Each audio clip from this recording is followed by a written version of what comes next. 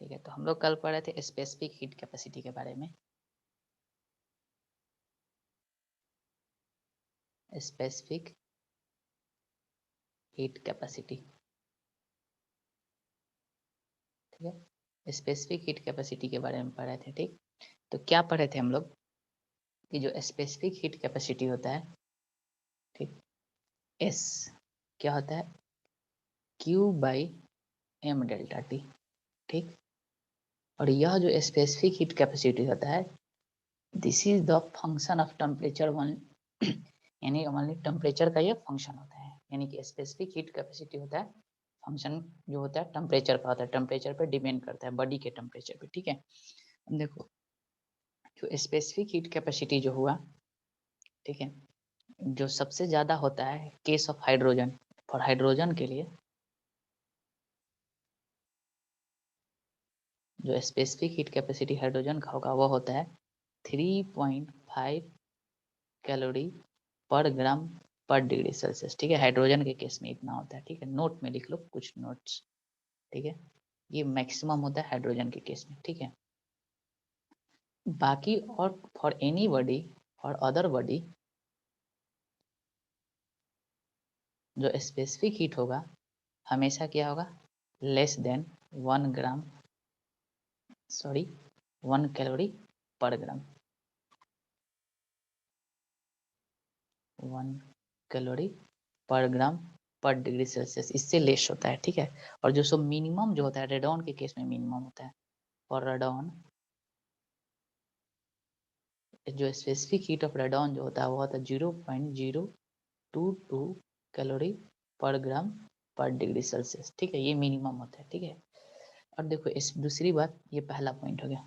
दूसरा पॉइंट, जो specific heat capacity होता है वह सब्सटेंस के स्टेट पर डिपेंड करता है, यानी इट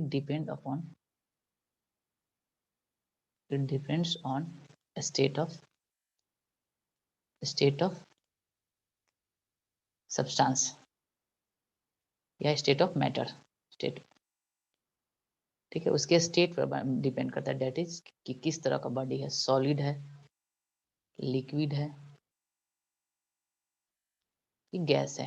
ठीक है, डिपेंड करता है। ठीक है, जैसे एग्जांपल में देखो, स्पेसिफिक हीट ऑफ आइस, जो आइस होता है वो होता है 0.5 कैलोरी पर ग्राम पर डिग्री सेल्सियस। ठीक है, आइस का स्पेसिफिक हीट इतना होता है 0.5 कैलोरी पर ग्राम पर डिग्री सेल्सियस। ठीक है,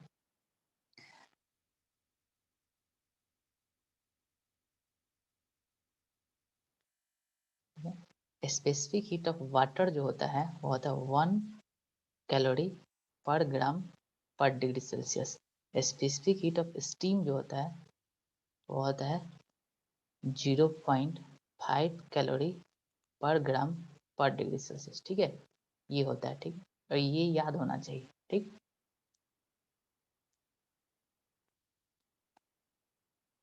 हो गया। ठीक है, थर्ड पॉइंट देखते हैं, ये इंपॉर्टेंट है, ये तीनों याद होना चाहिए। ठीक है, वाटर का, आइस का, स्टीम का, ये तीनों इंपॉर्टेंट है। ठीक, थर्ड पॉइंट देखते हैं कि अगर जब फेज चेंज होता है ना, कि जब मतलब मेल्ट करता है या वेपोराइज करता है ड्यूरिंग मेल्ट एंड स्टीम, ये जो फेनोमेना होता है मेल्टिंग और स्टीम, यह कांस्टेंट टेम्परेचर पे होता है। ठीक है, कांस्टेंट टेम्परेचर पे। ठीक, यानी यहाँ पर डेल्टा टी जो हो जाएगा 0 हो जाएगा। इस कंडीशन में मेल्टिंग के समय और स्टीम जब बन रहा होगा, इसमें स्पेसिफिक हीट निकालेंगे एस, तो Q upon M delta T, और जब डेल्टा टी 0 हो जाएगा तो ये क्या हो जाएगा, इनफाइनाइट हो जाएगा। तो इस कंडीशन में यानी फेज चेंज के समय जब मेल्ट हो रहा होगा, यानी सॉल्ट मेल्ट कब होता है, जैसे आइस से वाटर बना, तो क्या बोलेंगे, यहाँ पर मेल्ट हो रहा है। ठीक, मतलब सॉलिड से लिक्विड बना। ठीक है, ठीक, ठीक, ये था सॉलिड, फेज चेंज हो गया, यहाँ से लिक्विड बन गया। तो इस कंडीशन में जो होगा वह क्या होगा, जो डेल्टा टी होगा इनफाइनाइट हो जाएगा। ठीक है, यानी फेज चेंज के समय क्या होता है, डेल्टा टी इनफाइनाइट हो जाता है। ठीक है, हो गया। Yes sir. ठीक, चलो आगे देखते हैं। उसी तरह जो भी एडियाबेटिक प्रोसेस होता है, जब जिस समय अगर मान लो क्यू को कांस्टेंट किया जाए, कांस्टेंट कांस्टेंट जब क्यू कांस्टेंट हो जाता है उस प्रोसेस को बोलते हैं एडियाबेटिक। ठीक है, यानी हीट चेंज नहीं होता, एडियाबेटिक प्रोसेस करते हैं। तो जब ये हीट क्यू कांस्टेंट हो जाएगा तो डेल्टा क्यू क्या हो जाएगा, जीरो। तो इस कंडीशन में अगर एस निकालेंगे delta Q upon M delta T, तो ये जीरो हो जाएगा, यानी एडियाबेटिक प्रोसेस के में एस क्या होता है, जीरो हो जाता है। ठीक, ये फोर्थ पॉइंट हो गया। नेक्स्ट पॉइंट क्या याद रखना है, सबसे इंपॉर्टेंट, जो एस है it is only function of temperature. इसका मतलब क्या है, this imply specific heat specific heat of a body vary with temperature, with temperature के अनुसार वैरी करता है। ठीक है, ठीक। वाटर के केस में भी देखा गया है स्पेसिफिक हीट ऑफ वाटर,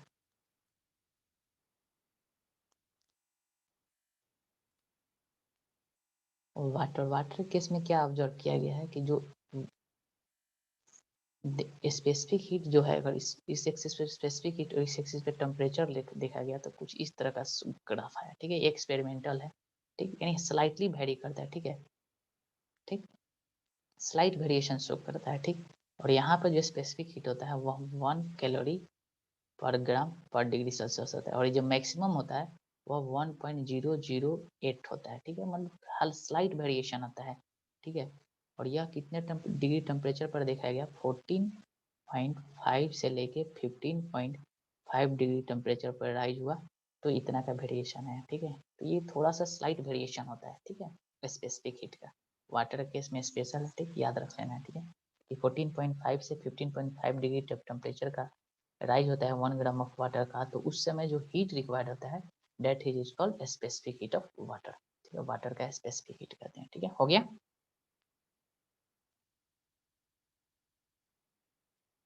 आगे चले, ठीक, आगे चले। Yes sir. चलो नेक्स्ट एक क्वेश्चन करते हैं। सपोज कर लो कोई बॉडी है, ठीक है, उसका स्पेसिफिक हीट जो दे रखा है, इस दे रखा है 3t²। ठीक है, और बॉडी का मास जो है मान लो लेट से 2 ग्राम। ठीक है, तो हम चाहते हैं कि इसका टेम्परेचर, जो बॉडी है इसका टेम्परेचर 2 डिग्री सेल्सियस से 5 डिग्री सेल्सियस राइज हो जाए। तो फाइंड हीट रिक्वायर्ड,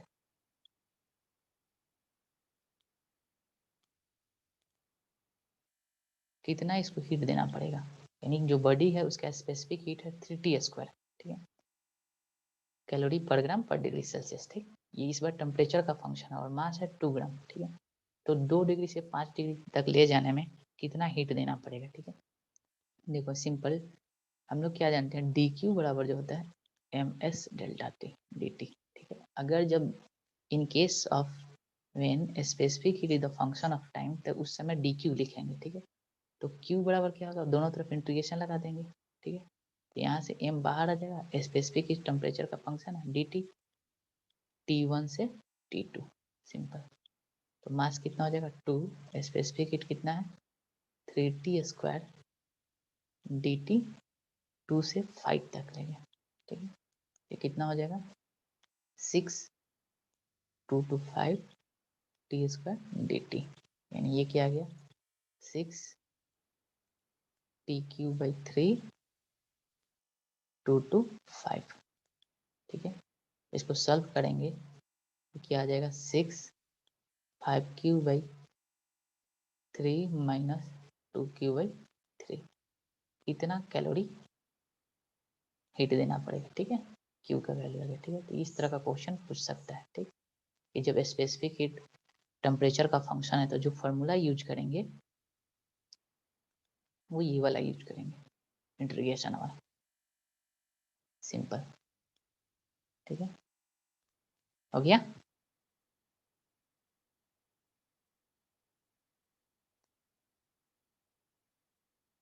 आगे बढ़े। Yes sir.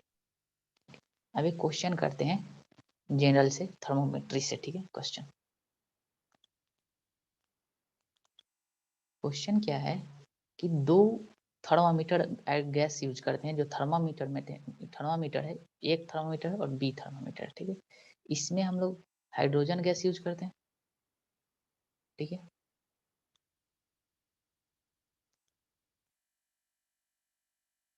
Hydrogen gas use करते हैं और इसमें ऑक्सीजन गैस यूज करते हैं, ठीक। अब देखो, तो जो इससे जो मेजर किया गया, ठीक है, तो प्रेशर जो आया, ठीक, थर्मामीटर ए का और बी का प्रेशर मेजर किया गया, ठीक, दो कंडीशन में, ठीक है। एक बार ट्रिपल पॉइंट ऑफ वाटर पे,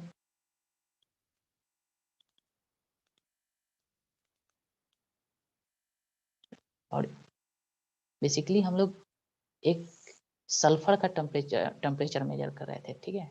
सल्फर का boiling point, normal boiling point of sulphur,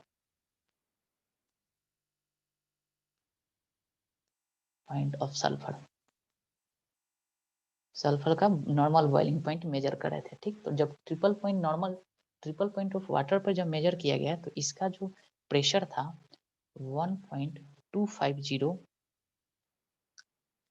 into 10⁵ pascal आया, ठीक है। और normal boiling point of sulphur पे जब मेजर किया गया, ठीक है, तो उस समय आया 1.797 इंटू 10⁵ पास्कल, ए थर्मामीटर द्वारा, ठीक है।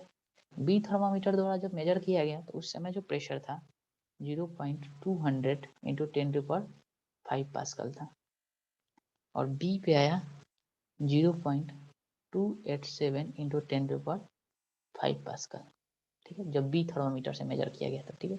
ये थर्मामीटर ए है, ये थर्मामीटर बी है, ठीक है। ट्रिपल पॉइंट ऑफ वाटर जो लेंगे, बॉइलिंग पॉइंट लेंगे 273 केल्विन ले लेंगे, ठीक है। यानी 273 केल्विन पे जब मेजर किया गया तो जो ए थर्मामीटर था प्रेशर ये इतना मेजर किया, ठीक है। और जब वही थर्मामीटर से जब boiling point, normal boiling point sulphur measure किया गया तो इतना मेजर किया। सिमिलरली जो बी थर्मामीटर से हम triple point of water measure करते हैं तो इतना मेजर करता है प्रेशर, और boiling point of sulphur measure करते हैं तो इतना प्रेशर पे। तो बताना है find normal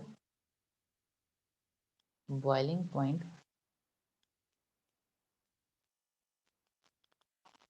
of sulphur, read by A and B. मतलब ए थर्मामीटर और बी थर्मामीटर कितना टेम्परेचर, मान लो ये टेम्परेचर टी है, सल्फर का TS है, तो ये नॉर्मल टेम्परेचर क्या है इसको बताना है, ठीक है। तो देखो इसमें, देखो ये प्रेशर यूज कर रहा है, ठीक है। प्रेशर कैसा लीनियर वेरिएशन शो करता है, इसलिए हम लोग अप्लाई कर सकते हैं ये कंसेप्ट, ठीक। तो देखो सोल्यूशन हम बताते हैं सिंपल, ठीक है। देखो किसी भी गैस के लिए चूंकि थर्मामीटर होगा तो क्लोज्ड कंटेनर होगा, यानी हम लोग फॉर आइडियल गैस थोड़ी देर के लिए मान के चलते हैं PV इक्वल टू nRT, ठीक। तो V कांस्टेंट हुआ, N कांस्टेंट हुआ, R कांस्टेंट हुआ, सिर्फ इसका मतलब प्रेशर किसके प्रोपोर्शनल होगा, डायरेक्टली प्रोपोर्शनल टू T, ठीक है। तो क्या बोल सकते हैं, जो pressure at triple point is directly proportional to temperature at triple point, ठीक है। ट्रिपल पॉइंट पे टेम्परेचर पे, ठीक। वैसे ही प्रेशर जो नॉर्मल पे होगा सल्फर का वो directly proportional to temperature of sulphur होगा, ठीक। यानी यहाँ से दो बात आ सकता है कि टेम्परेचर एट सल्फर अपॉन, ये सल्फर का normal temperature, let's say TS be the temperature of sulphur, ठीक, upon temperature of triple point equal to pressure of sulphur upon pressure at triple point, ठीक। यहाँ से ये आ गया, ठीक है। एक रिलेशन आ गया, लीनियर वेरिएशन शो करना, ठीक है। वो कोई भी चीज यूज कर सकता है। थर्मोमेट्री में हम लोग क्या पढ़े कि प्रेशर, रेसिस्टेंस, जो भी लीनियर वेरिएशन शो करता है उस चीज को हम लोग यूज किया जा सकता है, जो कि जिसका प्रॉपर्टी कांस्टेंट रहे, ठीक है, थ्रू आउट द कांस्टेंट रहे, ठीक। देखो यहाँ पे तो अगर हम read by A, read by A के द्वारा अगर रीडिंग निकाला जाए तो क्या हो जाएगा, TSA का क्या लिखेंगे, TSA से इस इक्वेशन से, ठीक,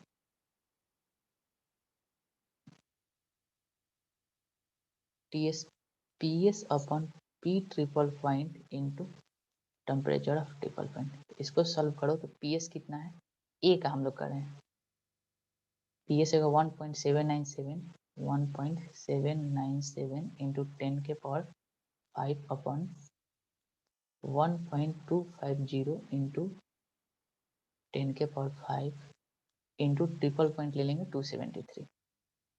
जब इसको सॉल्व करते हैं तो ये आता है अप्रॉक्सीमेटली 392.4 केल्विन। ठीक है, तो जो थर्मोमीटर ए रीड करेगा वो इतना आएगा। ठीक है, सिमिलरली थर्मोमीटर जो बी रीड करेगा कैसे करेंगे, इसका pressure of sulphur at temperature Ts upon pressure of sulfur at temperature triple point into temperature of triple point, तो एक्चुअल टेम्परेचर निकल जाएगा। ठीक है, इस तरह हम लोग क्वेश्चन को सॉल्व कर सकते हैं। तो ये ऐसा भी क्वेश्चन पूछ सकता है। ठीक है, वो डायरेक्ट टेम्परेचर रिलेशन ना देके डायरेक्ट प्रेशर दे देगा, रेसिस्टेंस दे देगा। ठीक है, कि मान लो ए का रेसिस्टेंस कुछ अलग था इस नॉर्मल पॉइंट पे।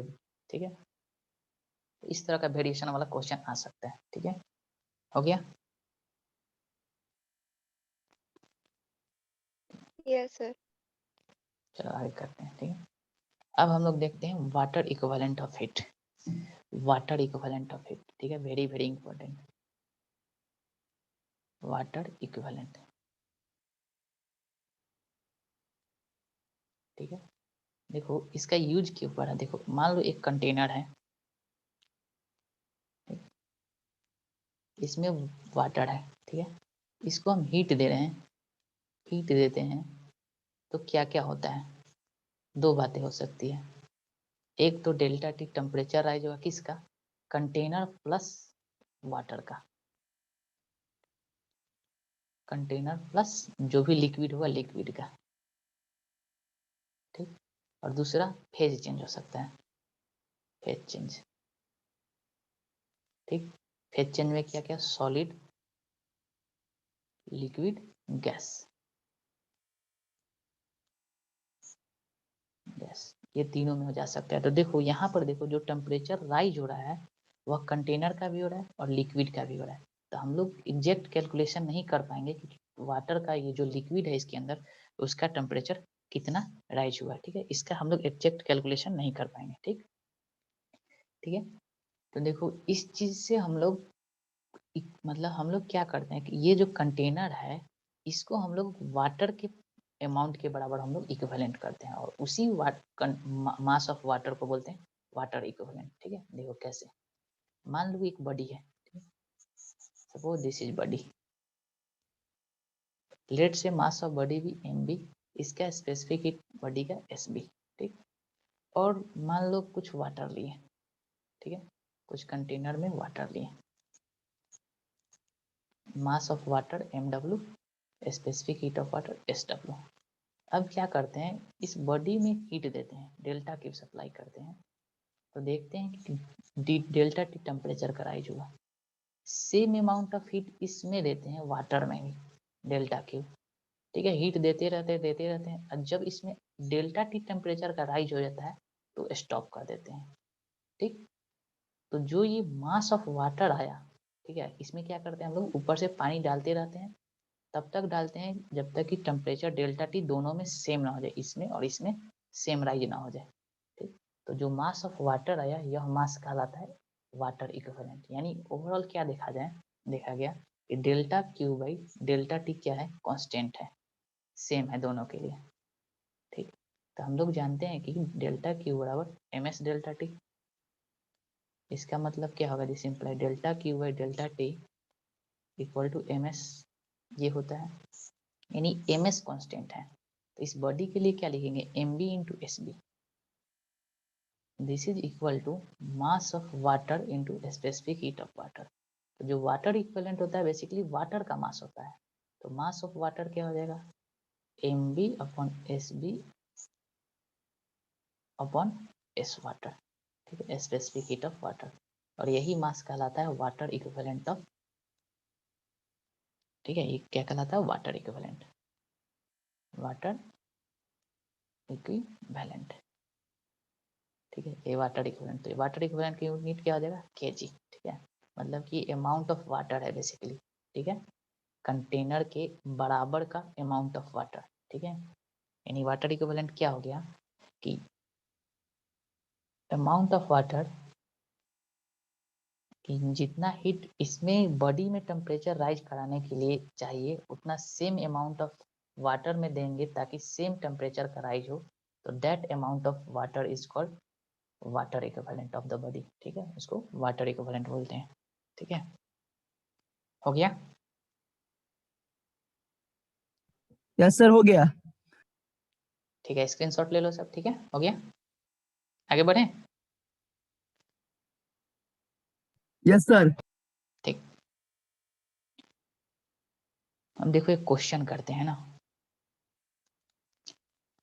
देखो टू स्फीयर है, two sphere whose density are in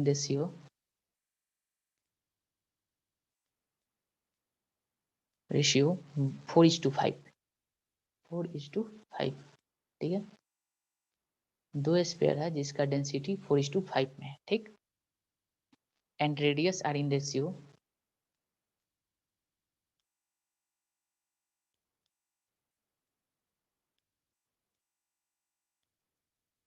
radius and ratio 1:2। Radius दे रखा है, दो स्फीयर है जिसका डेंसिटी दे रखा है 4:5 और रेडियस है 1:2 and they have equal heat capacity, they have equal heat capacity.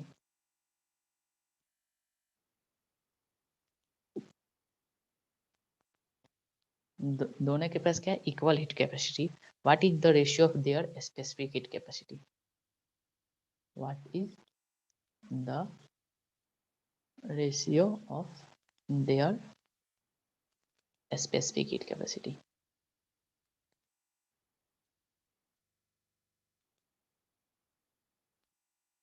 ठीक है, स्पेसिफिक हीट कैपेसिटी का रेशियो क्या है? यानी क्वेश्चन क्या है? दो स्फीयर है, ठीक है,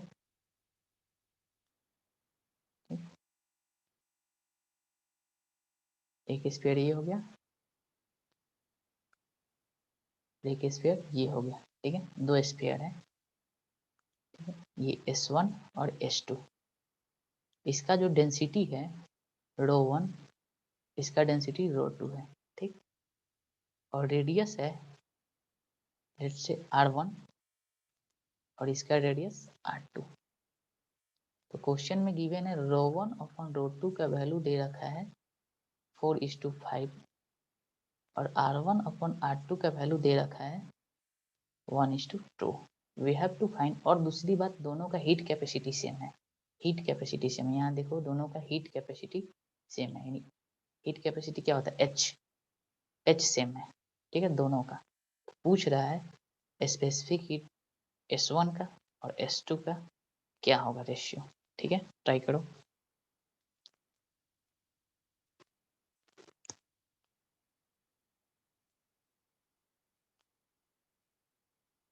बता दें? चलो सॉल्व करते हैं, ठीक है, हो गया, सॉल्व करें।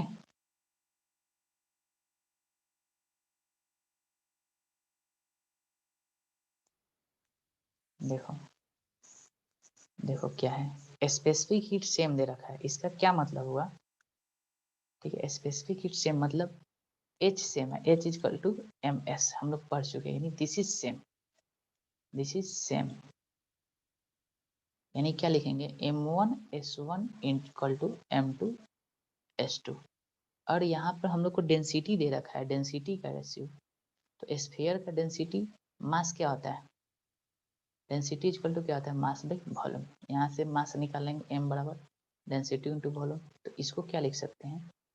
ρ1 into volume 4/3 pi R1 cube into S1 equal to M2 को क्या लिख सकते हैं? ρ2 इंटू 4/3 पाई R2 क्यू इंटू S2।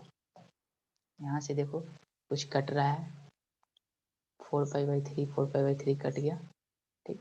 तो यहाँ से S1 अपॉन S2 का डायरेक्ट वैल्यू आ जाएगा ρ2/ρ1 इंटू R2/R1 के पावर Q। ठीक, तो ρ2/ρ1 कितना हो जाएगा 5/4 इंटू R2/R1। R2/R1 क्या हो गया 2/1 के पावर Q। ठीक है, तो यहाँ से करेंगे इसको तो 8 हो जाएगा, यानी 10:1, यानी स्पेसिफिक हीट S1:S2 कितना हो गया 10:1। ठीक है, समझ में आया?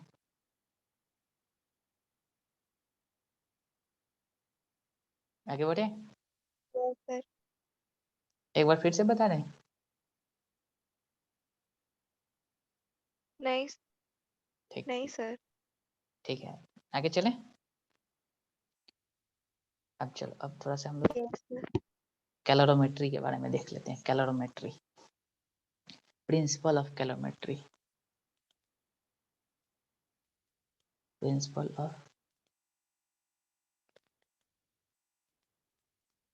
देखो प्रिंसिपल ऑफ कैलोरीमेट्री क्या कहता है, इसको क्वेश्चन से हम लोग अच्छे से समझेंगे। दो बॉडी है, ठीक है, सपोज कर लो ये बॉडी 1, ठीक, इसका टेम्परेचर T1 है और ये बॉडी 2, ठीक है, इसका टेम्परेचर T2 है। अगर T1 ग्रेटर देन T2 हो और जब इसको कांटेक्ट करेंगे तो हीट का ट्रांसफर होता है, बेसिकली एनर्जी का ट्रांसफर होता है ना, एनर्जी ट्रांसफर। ठीक, तो एनर्जी ट्रांसफर, ठीक है, तो एनर्जी ट्रांसफर में क्या होता है, हमेशा हायर टेम्परेचर से लोअर टेम्परेचर की तरफ हीट का ट्रांसफर होता है ना, मतलब जिसका टेम्परेचर ज़्यादा है उसके पास ज़्यादा एनर्जी है, यानी एनर्जी का ट्रांसफर होता है, हीट एनर्जी का ट्रांसफर होता है। ठीक है, हीट एनर्जी का।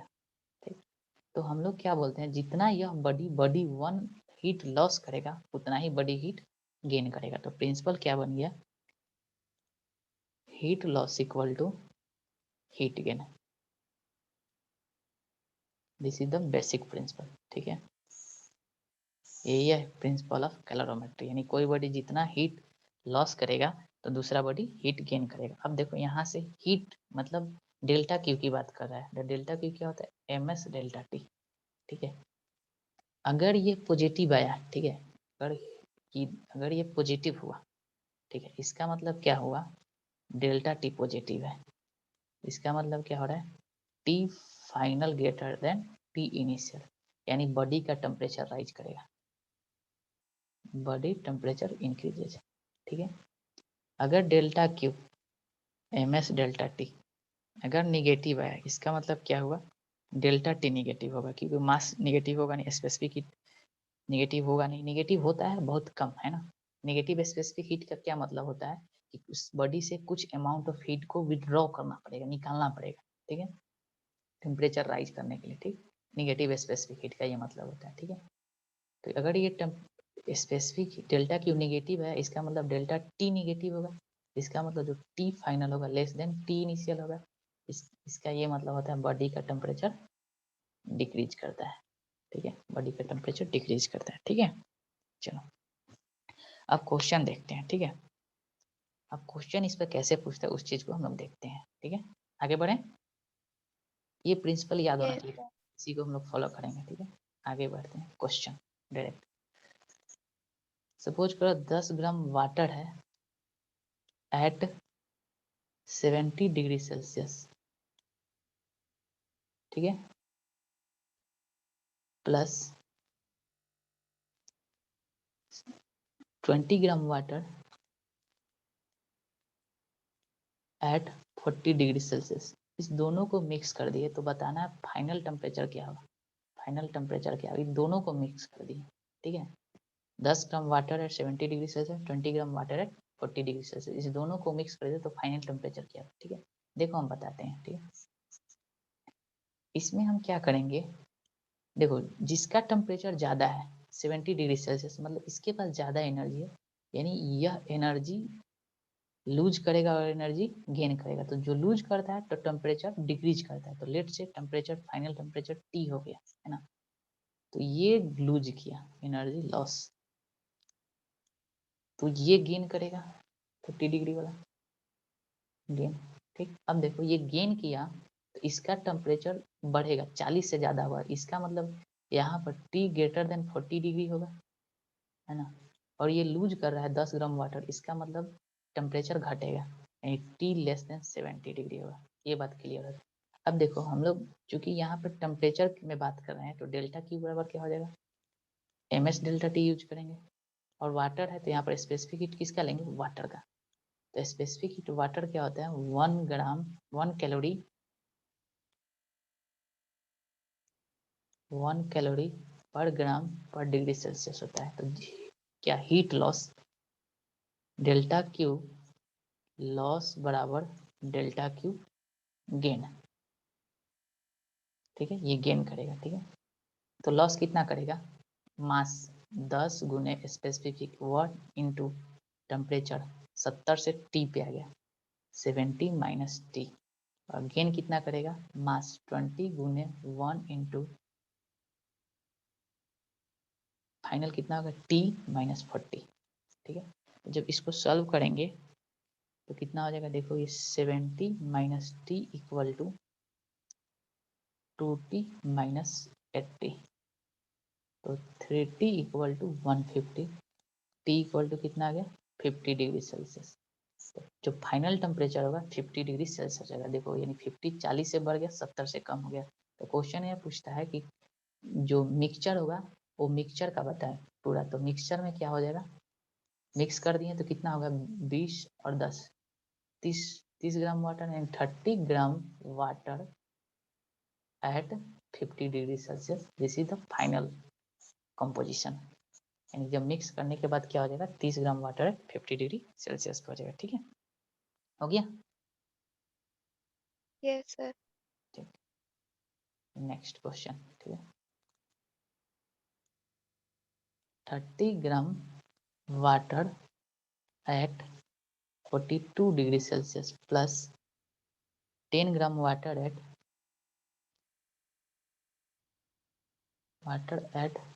74 डिग्री सेल्सियस, ठीक है। फाइनल टेम्परेचर बताना है, फाइनल कंपोजिशन बताना है, फाइनल कंपोजिशन क्या होगा, ठीक है। चलो इसको ट्राई करो। नेक्स्ट क्वेश्चन करते हैं। देखो 3 लिक्विड है A, B एंड C, ठीक है। सेम मास, यानी सबका मास जो लिक्विड है सबका मास m है, इसका भी मास m है, इसका भी मास m है, ठीक है। ये इनिशियल ही है, इनिशियल 10 डिग्री सेल्सियस, ये 20 डिग्री सेल्सियस, ये 30 डिग्री सेल्सियस इनिशियली रखा गया है, ठीक है। अब क्या किया गया, जब A और B को मिक्स करते हैं, ठीक है, तो जो मिक्स टेम्परेचर आता है 12 डिग्री आता है, 12 डिग्री सेल्सियस। B और C को मिक्स करते हैं तो जो टेम्परेचर आता है 28 डिग्री सेल्सियस आता है। क्वेश्चन ध्यान से सुनो। तो बताना है find the temperature, find the final temperature when A and C are mixed, A and C are mixed, ठीक है। चलो ठीक है, क्वेश्चन समझ में आया। 3 लिक्विड है A, B, C, तीनों का मास सेम है M M M, ठीक है। इनिशियली है 10 डिग्री सेल्सियस A, B है 20 डिग्री सेल्सियस पे, C है 30 डिग्री सेल्सियस। जब A और B को मिक्स करते हैं, मिक्स, तो 12 डिग्री सेल्सियस फाइनल आता है। B और C को मिक्स करते हैं तो 28 डिग्री सेल्सियस फाइनल आता है। तो बताना है कि जब A और C को मिक्स करेंगे तो what is the final temperature, ठीक क्या होगा, ठीक है, हो गया। क्वेश्चन समझ में आया। Yes, sir. ठीक है, चलो इसको सॉल्व करो।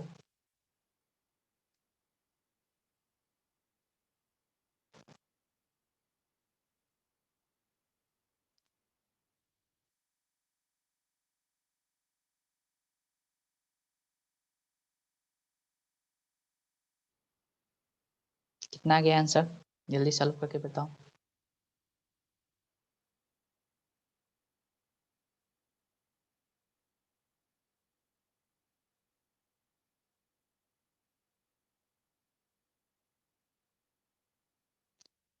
चलो इन दोनों क्वेश्चन को सॉल्व करो, ठीक है। चलो हम इस क्वेश्चन को, सेकंड वाले क्वेश्चन को सॉल्व करते हैं। देखो यहाँ पर हिंट देते हैं, हिंट क्या क्या क्या करना क्या है, ठीक।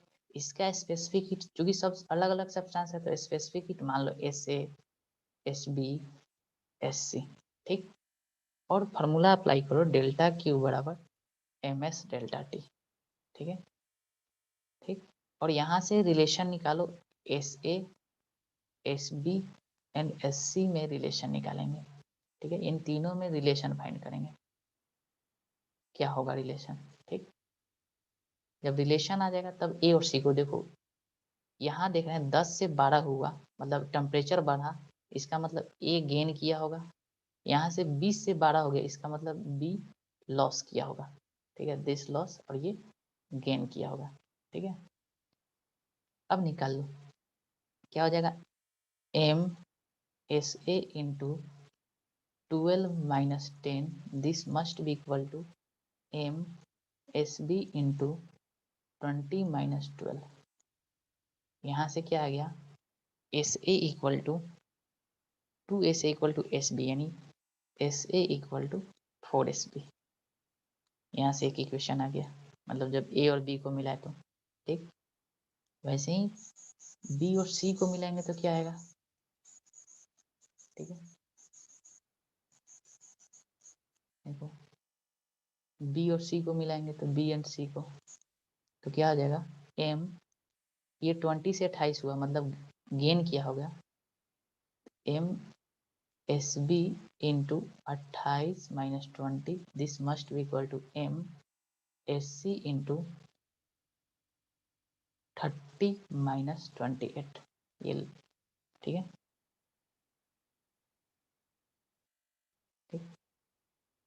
अब देखो, तो यहाँ से क्या रिलेशन आ गया, MM कैंसिल, यहाँ से आ गया 8SB equal to 2SC, this imply SC equal to 4SB, this is equation number 2।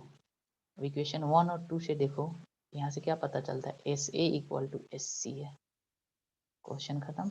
SA equal to SC होगा, तो मान लो ये 10 डिग्री है A और ये 30 डिग्री है, इसका मतलब ये A गेन करेगा, B लॉस करेगा, तो फाइनल टेम्परेचर T है, तो कितना हो जाएगा, MSA into T minus 10 equal to MSC into 30 minus T, और इस इक्वेशन से SA इक्वल टू SC है, मतलब ये पूरा कैंसिल हो जाएगा, तो क्या लिखेंगे, 2T equal to 40, this imply T equal to कितना आ गया, 20 डिग्री सेल्सियस, ठीक है, दिस इज द आंसर, ठीक है, हो गया, समझ में आया, Yes, sir. ठीक है, चलो ठीक है, फिर नेक्स्ट सेशन में और क्वेश्चन करेंगे, ठीक है, okay, thank you. Thank you, sir.